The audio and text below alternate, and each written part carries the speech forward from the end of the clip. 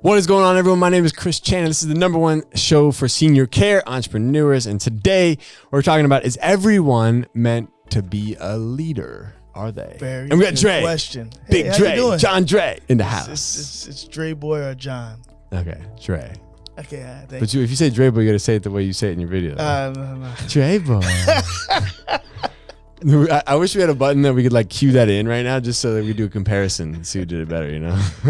I think the lady did it a little bit better. You did a great job. I mean, I don't know. We should have a competition. We should. Oh, you want to do a drop for me? I'm just kidding. No, she definitely did it better, you know, for sure. For sure. I ruined it, man. I feel like if I do it, it's like, that's why I paid her. It's man. like, so, anyways, back to, are you meant to be a leader, man? What do you think, brother? Are we born with it, or do we need to learn how to become a leader? I always go back to, there's too many cooks in the kitchen. Who's serving? There's some people that got to lead. There's some people that not gonna be able to lead. So at the same time, it's like, who are they following? Are they following a follower, or are they following a leader so they can become a leader? You know, I used to have. It wasn't very long ago. I used to think that everyone needed to have like this. Okay, so I mean, I don't know. 3 years ago, I became obsessed with this thing called the Bhag. So your big, hairy, audacious goal, and that's what really kind of jump started my whole like thought process on growing and scaling and becoming big. Yeah. And so my point is that I was trying to convince everyone they needed to have a Bhag. Like, what's your Bhag? And if they were like, well, I'd like to just, have my house paid off and, enjoy my kids. I'm like, that's not a Bhag. Like, it's got to be like 100 or more. It's got to be huge, you know? And my point is, I think I realized that, hey, man, everyone's got different goals, different dreams, different skills, some people want to work like I work. Some people don't. Like, you know what I mean? Like, see, I can't blame people that want to live that comfortable life. I can't blame them. But I do blame people that say they want this big life and don't put the action in. Yeah, that's who I do blame for. You know what I mean? Yeah, exactly. It was so, and that's why, honestly, like what that taught me is it became very important for me to understand what someone else's goals were. Like, so now I'm more interested in, what does Dre want to do?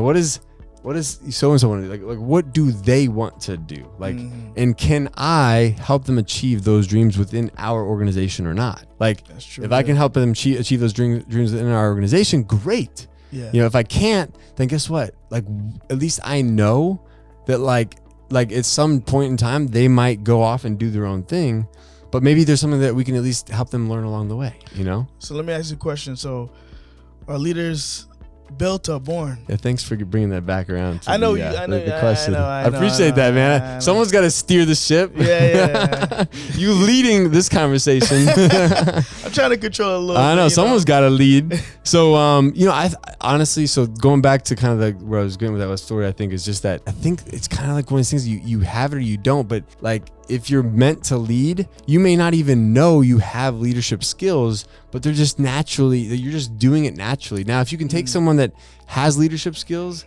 and then they have an awareness and you can help them become an even greater leader, that's what it's all about, Like the person that is hungry, the person that wants to become a better leader, and now you can like shape their leadership abilities, but then there's some people that they just is not in. They don't have the bug. They don't have the leader bug. You know what I mean? It ain't in them. It's weird. They need someone to tell them what to do, and some people do. Yeah, it's like just to put them in a position. Like if you were to put them in a leadership role, they either sink or swim. And sometimes that's how you find leaders. Sometimes, like you said, you get leadership from the people that you would not know had those leadership skills. Dude, I think you could hire based on resume all day long, and it would never tell you truly if someone's meant to be a leader. Because like there's people that they've been in leadership positions and they suck as leaders, Bad. And you're like, how the heck did that person make it here? A couple of presidents like that. Yeah. I know. So it's like it is one of those things where, but then you see people that just naturally rise up in difficult situations, and you're just like, you know what?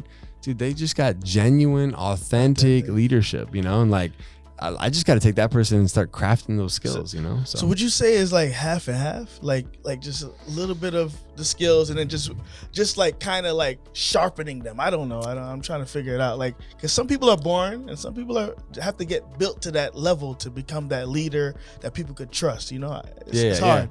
Yeah, honestly, I feel like it is a fine line, because like say you have someone that you recognize and they got leadership skills, and you're like, dude, this person's got the ability to lead. Yeah. But then all of a sudden you get in there and you try to help them, and they don't take any take any advice. They're not willing to, you know, kind of be self-aware of maybe how they are acting or like talking to their team, and you can't help them grow. And it's like, you know what, they might be just an average leader, but they ain't gonna be like a top level leader. You know what I mean? Yeah, like it's almost like they have managerial skills but not leadership skills. You know, what's the difference?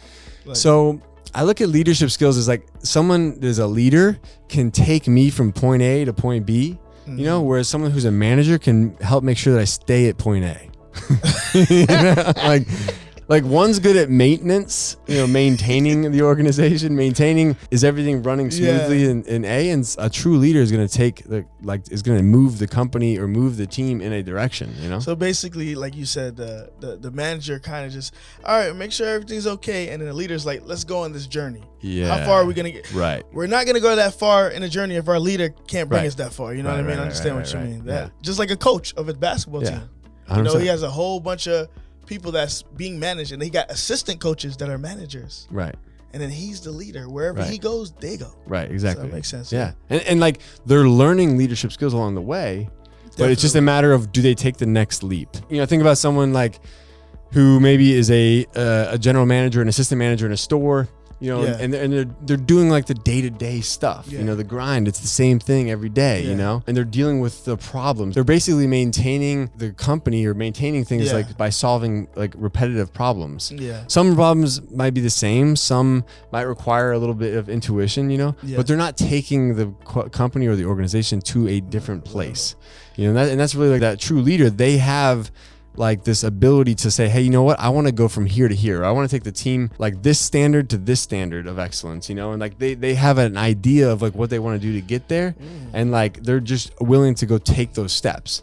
You know, they're not waiting on someone to tell them what to do next, you know? So guys, do you want to be a manager or do you want to be a leader? Exactly. And go somewhere. And what level leader do you want to be, you know? And there's levels to it? Dude, John Maxwell has the 5 levels of leadership, you know? Oh, man. See, because what happens is you get to a point where now you're the leader of a manager, and then you become a leader of leaders. Oh, what? That's What? fire. Leaders of leaders. That's fire, man. That's the next level. Like that's like, think of it, because now if you're leading leaders, you know, that's a whole nother ballgame, baby. Building leaders now. Right, you know? That's different. Different, man. Totally different. It's hard, it's hard to build other leaders. That's crazy. So what happens is, you know, when you get to that point, what you're really doing is you're kind of focusing as a coach. You're wanting to see them have their own vision, have their own ideas. Bring, like you're saying, hey, what resources do you need? I'm here for you. What do you need help on, or what do you need help with? Like meaning from a coaching perspective, you know? But they have, like, that leader that I'm leading is like they're on their own journey. They want to take the company to a certain destination. They want to take the team to a certain place. And then me as a leader of a leader, I'm just helping enable them to get there, you know? See, I kind of like it this way because there's going to be more followers than leaders. But it's good because it's a balance. Right.